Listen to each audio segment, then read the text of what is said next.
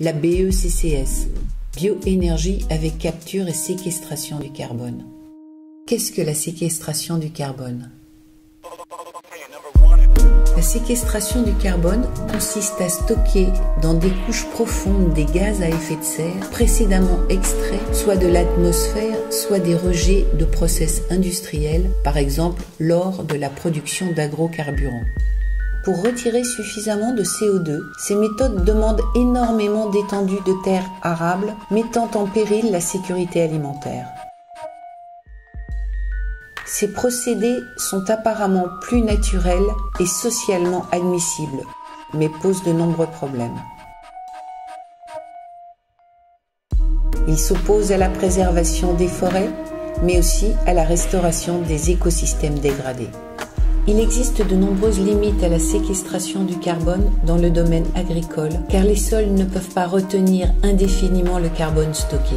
La capacité maximale de stockage est ainsi vite atteinte. Le secteur de l'agro-business va-t-il se servir de la séquestration du carbone dans les sols pour verdir ses pratiques tout en utilisant du glyphosate et des OGM? Ce qui pourrait être bon théoriquement pour le climat ne l'est pas forcément pour le reste, notamment pour la biodiversité. Pourquoi se tourner vers la compensation avec des technologies dangereuses pour nos écosystèmes? Cela ne va-t-il pas susciter un intérêt démesuré pour les terres agricoles et provoquer un véritable appel d'air qui mènera à la marchandisation des terres?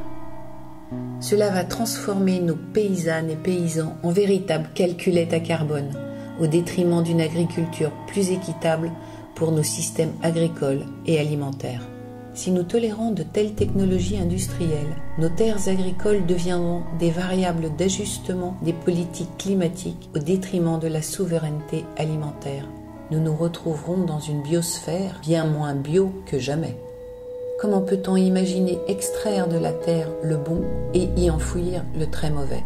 Pourtant, les États se tournent vers la séquestration de carbone avant même d'avoir envisagé de taxer le kérosène et le fioul maritime.